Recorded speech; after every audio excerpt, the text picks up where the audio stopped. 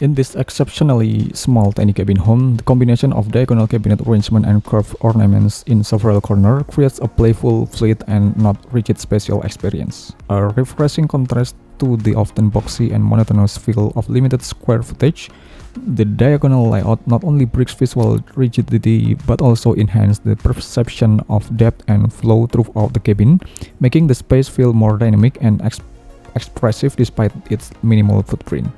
Each curve adds to the corner of cabinetry and structural edge serves a dual function, aesthetic charm and functional efficiency.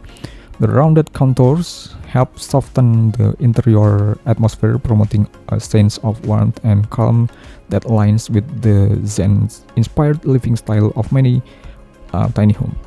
And at the same time, this design choice minimizes tight 90-degree corners where there's typically craters, making this tiny home significantly easier to clean and maintain. As long-term living space, the thoughtful integration of playful angles and soft shapes not only elevates comfort and cleanliness, but also introduces a design language that feels intentional, livable, and sustainable.